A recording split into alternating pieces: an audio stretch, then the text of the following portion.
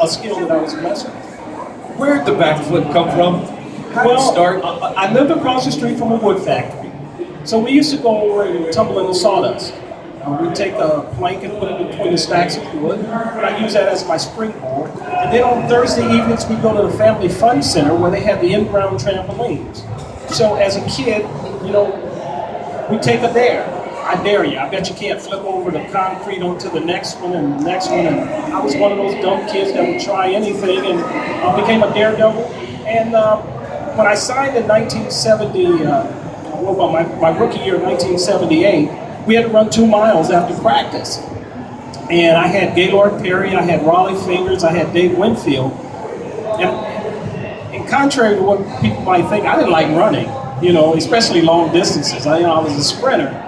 And I was at the back of the pack, and they gave me a hard time about being the youngest guy and being at the back of the pack. So to show the guys that I wasn't tired, I did what I call a round-off backflip, which is something that I always did as a kid. And Gene Tennis, who was a teammate, had girls that were into gymnastics, and he wanted me to show them that I could do that at some point in time during the season, which I wasn't able to do. And then Fan Appreciation Day, which was the last day of the season, he says, you know what, it would be great for you to do that going out to the position.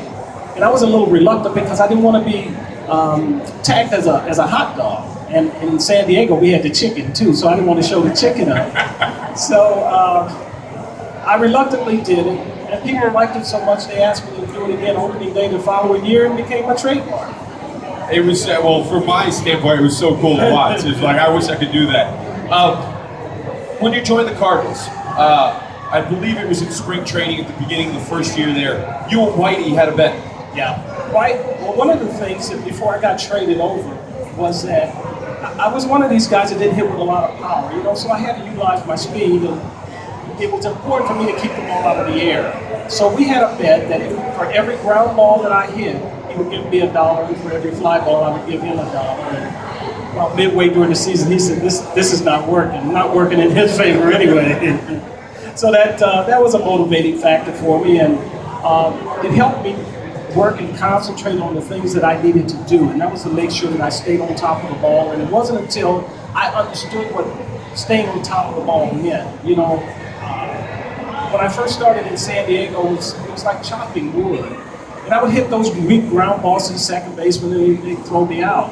And I finally got an understanding when I went over to the Cardinals. I finally started understanding that your swing starts down and in, but at some point it has to level out. And so once that clicked in my mind, and with my work ethic, I became a pretty decent hitter. I would say so.